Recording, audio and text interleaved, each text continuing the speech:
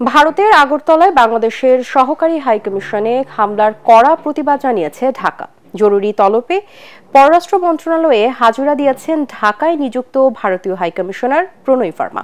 এ সময় তিনি জানান, যাই হোক না কেন বাংলাদেশের সাথে বন্ধুত্বপূর্ণ সম্পর্ক বজায় রেখে অন্তর্বর্তী সরকারের সাথে কাজ করতে চায় ভারত। এর আগে পররাষ্ট্র উপদেষ্টা জানান, বাংলাদেশের অন্তর্বর্তী সরকারও ভারতের সাথে বন্ধুত্বপূর্ণ সম্পর্ক ধরে রাখতে চায়। এদিকে নিরাপত্তাজনিত কারণে আগরতলায় বাংলাদেশ সহকারী হাইকমিশনে ভিসা ও কনসুলার সেবা সাময়িক বন্ধ রাখা হয়েছে। আরো জানাচ্ছেন Yasin Rana.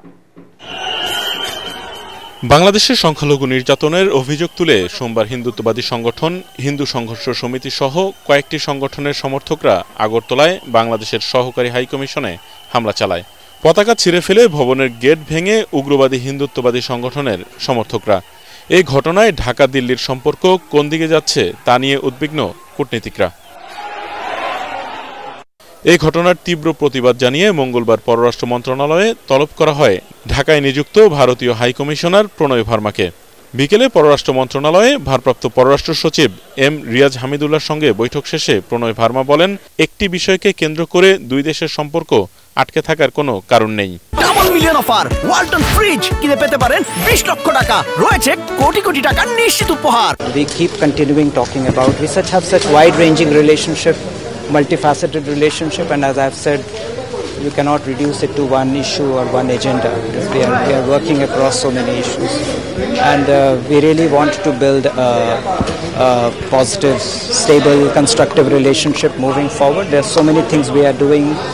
There are so many interdependencies we have, and we want to build on those interdependencies to mutual benefit.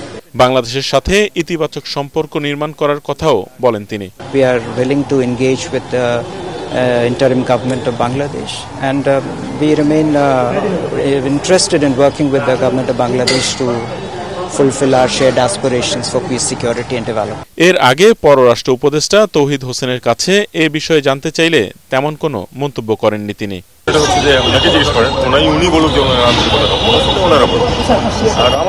এদিকে নিরাপত্তাজনিত কারণে পরবর্তী নির্দেশ না দেয়া পর্যন্ত আগরতলায় বাংলাদেশের সহকারী হাইকমিশনে সব ধরনের ভিসা ও কনসুলার সেবা সাময়িক স্থগিত করা হয়েছে। ইয়াসিন রানা, এটিএন বাংলা, ঢাকা।